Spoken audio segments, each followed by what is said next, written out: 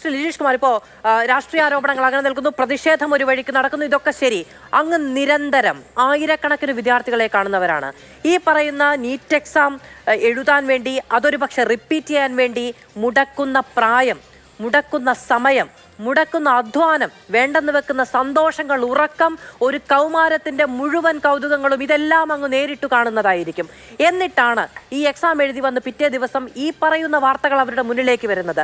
അങ്ങനെ നിൽക്കുന്ന വിദ്യാർത്ഥികളോട് ഒരു ഉത്തരവാദിത്തം, ഒരു സഹാനുഭൂതി, ഒരു കരുണ എന്നത് വലിയ തോതിൽ നിർവഹിക്കപ്പെടേണ്ട ഒന്നല്ലേ നമ്മുടെ രാജ്യത്ത്? നിയമം നിലനിൽക്കുന്നു എന്നാണല്ലോ നമ്മളൊക്കെ ആത്യന്തികമായി വിശ്വസിക്കുന്നത്.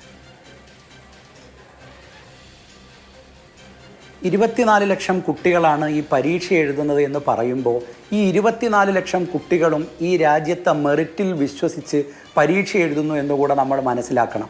അട്ടിമറിക്കപ്പെടുന്നത് മെറിറ്റ് ആവുമ്പോൾ 30 ലക്ഷം രൂപക്കും 40 ലക്ഷം രൂപക്കും ക്വസ്റ്റ്യൻ പേപ്പർ പണം കൊടുത്ത് വാങ്ങിയിട്ട് പണമുള്ളയാൾക്ക് മാത്രം മുഴുവൻ മാർക്കും സ്കോർ ചെയ്യാവുന്ന ഒരു പരീക്ഷയായി ഈ രാജ്യത്തെ മത്സര പരീക്ഷകൾ മാറുമ്പോൾ ഭാവിയിൽ ഈ കുഞ്ഞുങ്ങൾ എന്തിനെയാണ് ട്രസ്റ്റ് ചെയ്യേണ്ടത് എന്നതൊരു വലിയ പ്രശ്നമാണ്. മാധു ഇപ്പോൾ പറഞ്ഞ പോലെ ഒരു വർഷം എൻട്രൻസ് എക്സാമിനേഷന് വേണ്ടി കഷ്ടപ്പെട്ട് പരീക്ഷ എഴുതുന്ന കുട്ടികൾ മാത്രമല്ല ഈ 24 ലക്ഷത്തിലുള്ളത്. 3-4 വർഷമൊക്കെ നിരന്തരമായി പരീക്ഷ എഴുതി ഒരൊറ്റ സ്വപ്നത്തിനു പിന്നാലെ കുഞ്ഞുനാൾ മുതൽ സഞ്ചരിക്കുന്ന കുഞ്ഞുങ്ങളെയാണ്, അവരുടെ വേദനകളെയാണ് നാം ഇങ്ങനെ ദിവസവും പന്താടിക്കൊണ്ടിരിക്കുന്നത് എന്നാണ് ഏറ്റവും സങ്കടകരമായ. നമുക്ക് കൈയടിക്കാനുള്ള ഒരുപാടേറെ അനൗൺസ്മെൻറ്റുകളൊക്കെ നടത്താം. 0.01% പ്രയാസമുണ്ടായിട്ടുണ്ട് എങ്കിൽ പോലും തിരുത്തപ്പെടണമെന്ന് ഒരറ്റത്ത് കോടതി വിധി പറയുന്നു. ഇതേ കോടതി തന്നെ അലോട്ട്മെൻറ്റ് നടപടികൾ തുടരും എന്ന് പറയുന്നു. ധർമ്മേന്ദ്ര പ്രധാൻ പത്രസമ്മേളനം വിളിച്ച് NDA പുനഃസംഘടിപ്പിക്കും എന്ന് പറയുന്നു. NDA ഓഡിറ്റ് ചെയ്യപ്പെടുമെന്ന് പറയുന്നു. അപ്പോൾ NDAയിൽ പിഴവുകളുണ്ട് എന്ന് കേന്ദ്ര വിദ്യാഭ്യാസ മന്ത്രി പറയുന്നു. ഞങ്ങൾ കുഞ്ഞുങ്ങൾക്കൊപ്പമാണ് എന്ന് പറയുന്നു. കോടതി കുഞ്ഞുങ്ങൾക്കൊപ്പമാണ് എന്ന് പറയുന്നു. ഭരണകൂടം കുഞ്ഞുങ്ങൾക്കൊപ്പമാണ് എന്ന് പറയുന്നു. എങ്ങനെയാണ്, ഏത് രൂപത്തിലാണ് ഈ കുഞ്ഞുങ്ങൾക്കൊപ്പം നാം നിൽക്കുക? ഇത്രയും ദിവസത്തെ ചർച്ചകളിൽ ഏതെങ്കിലും ഒരു ഘട്ടത്തിൽ നാം ഈ കുഞ്ഞുങ്ങളുടെ മാനസികാവസ്ഥയെ അഡ്രസ്സ് ചെയ്തിരുന്നോ എന്നൊരു വലിയ ചോദ്യം ഈ രാജ്യത്തിൻ്റെ മുമ്പാകെ വരുന്നുണ്ട്. നേരത്തെ ഒരു അതിഥി സംസാരിക്കുന്ന സമയത്ത് മാർക്കിൻ്റെ സ്കീമിനെ കുറിച്ച് പറയുകയുണ്ടായി. 720 മാർക്ക് ഈ പ്രാവശ്യം കിട്ടിയ കുട്ടികൾ 67 പേരാണെന്ന് പറഞ്ഞു. ഈ 67ൻ്റെ കണക്ക് തന്നെ സത്യത്തിൽ ഭയങ്കര രസകരമാണ്. 17 പേരാണ് NTA ആദ്യം ഉണ്ടാക്കിയ റാങ്ക് ലിസ്റ്റിനകത്ത് 720 ഉള്ളവരുണ്ടായിരുന്നത്. ഇതിലേക്ക് 50 പേരാണ് ഗ്രേസ് മാർക്കിലൂടെയും ബോണസ് മാർക്കിലൂടെയും ആഡ് ചെയ്യപ്പെട്ട് 67 തീരുന്നത്. ഇതിൻ്റെ പേരിൽ വലിയ വിവാദമുണ്ടായതിന് ശേഷമാണ് NDA ഒരു പത്രക്കുറിപ്പിലൂടെ ഞങ്ങൾ ഗ്രേസ് മാർക്ക് കൊടുക്കാൻ തീരുമാനിച്ചു എന്ന് പറയുന്നത്.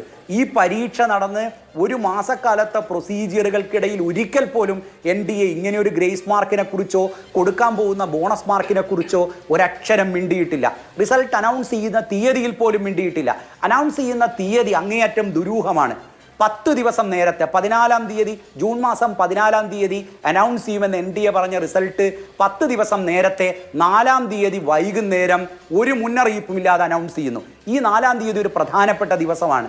ഈ രാജ്യം മുഴുവനായും തെരഞ്ഞെടുപ്പ് റിസൾട്ടിൻ്റെ ചൂടിൽ നിൽക്കുന്ന സമയത്ത് ഇവിടുത്തെ മാധ്യമങ്ങളും ഇവിടുത്തെ പൊതുസമൂഹവും ഇവിടുത്തെ പൊളിറ്റിക്കൽ സമൂഹവും സമ്പൂർണ്ണമായും അതിൻ്റെ ഡിസ്കഷനുകളിൽ കേന്ദ്രീകരിക്കപ്പെട്ട് നിൽക്കുന്ന ഒരു സമയത്താണ് പെട്ടെന്ന് റിസൾട്ട് അനൗൺസ് ചെയ്യുന്നത്. ബോധപൂർവം കരുതിക്കൂട്ടി 4-ാം തീയതി ഇത്ര ധൃതി പിടിച്ച് ആർക്കു വേണ്ടിയാണ് NDA റിസൾട്ട് അനൗൺസ് ചെയ്തത്?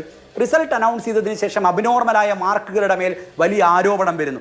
ആരോപണം വന്നതിന് ശേഷം NDA പറയുന്നു വൈകി പരീക്ഷ നടത്തിപ്പെട്ട കുട്ടികൾക്കാണ് ഗ്രേസ് മാർക്ക് കൊടുത്തതെന്ന്. എങ്ങനെയാണ് ഒരു കോമ്പറ്റിറ്റീവ് എക്സാമിനേഷൻ വൈകി നടത്താൻ കഴിയുക?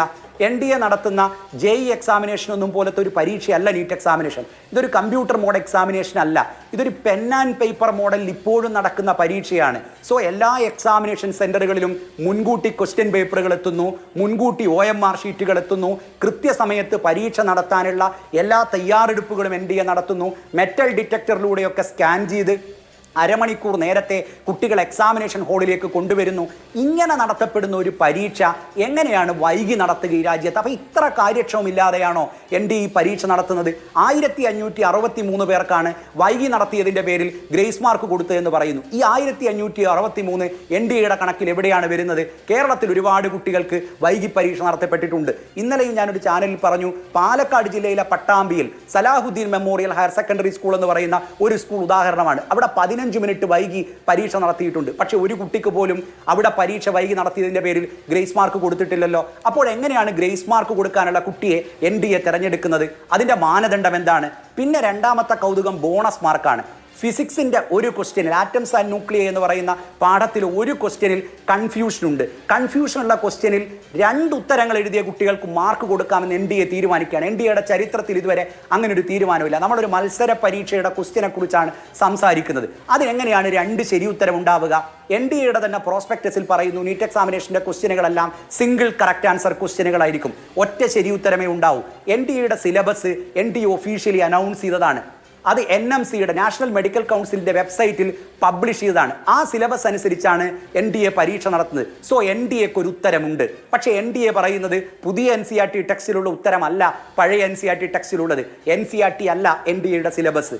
പിന്നെ എങ്ങനെയാണ് ഈ ന്യായീകരണം പറഞ്ഞുകൊണ്ട് ആ ക്വസ്റ്റ്യൻ ക്യാൻസൽ ചെയ്യാതെ ആ ക്വസ്റ്റ്യന് ബോണസ് മാർക്ക് കൊടുത്ത് 19 പേരെ 720ലേക്ക്? നിങ്ങൾ ആലോചിക്കേണ്ടത് 17 പേർ മാത്രമുണ്ടായിരുന്ന 720ന്റെ പട്ടികയിലേക്ക് 50 പേർ ഒറ്റയടിക്ക് മുഴുവൻ മാർക്കിലേക്ക് വരുന്നത് ഈ ബോണസ് മാർക്കിലൂടെയും ഗ്രേസ് മാർക്കിലൂടെയും ആണെങ്കിൽ 660ലേക്കും 680ലേക്കും 690ലേക്കും ഒക്കെ ഇങ്ങനെ എത്തിയ ഒരു ഹ്യൂജ് കൗണ്ടിനെ കുറിച്ച് നമ്മൾ സംസാരിക്കുന്നേയില്ല. നേരത്തെ ശ്രീ ജ്യോതികുമാർ ചാമക്കാല 660 മാർക്കാണ് ഈ വർഷം വരാൻ പോകുന്ന കട്ട് ഓഫ് എന്ന് പറഞ്ഞു. NDAയുടെ നീറ്റ് എക്സാമിനേഷന്റെ ചരിത്രത്തിൽ ഇതുവരെയും ഇല്ലാത്ത കട്ട് ഓഫ് ആണത്. 610 മാർക്കെങ്കിലും മിനിമം കിട്ടിയ എല്ലാ കുട്ടികളും രാജ്യത്തെ മികച്ച മെഡിക്കൽ കോളേജുകളിൽ മെറിറ്റിലൂടെ മെഡിക്കൽ എൻട്രൻസിന് പ്രവേശനം നേടുമ്പോഴാണ് ഇപ്പോൾ 610, 620, 630, 40, 50 ഒക്കെ കിട്ടിയ പ്രതിഭാധനരായ കുട്ടികൾ കരഞ്ഞുകൊണ്ട് പുറത്തു നിൽക്കുന്നത്. അവരുടെ കരച്ചിലിന്, അവരുടെ സങ്കടങ്ങൾക്ക്, അവരുടെ മാത്രമല്ല ഈ പറയുന്ന ഗ്രേസ് മാർക്കിലൂടെ 660 മുകളിലേക്ക് സ്കോർ ചെയ്ത കുട്ടികൾ അത് ബൈപ്പാസ് ചെയ്തു വന്നു എന്നൊരു ആരോപണം, നീതി കിട്ടിയിട്ടില്ല എന്നൊരു ആരോപണം ഈ പറയുന്ന മിടുക്കരായ പ്രതിഭാശാലികളായ വിദ്യാർത്ഥികൾക്കുണ്ടെങ്കിൽ അതിന് രാജ്യത്തിന് അതിന് മുന്നിൽ മറുപടി ഇല്ലാതെ നിൽക്കേണ്ടി വരുന്ന സാഹചര്യം കൂടി ഉണ്ടാകുന്നു.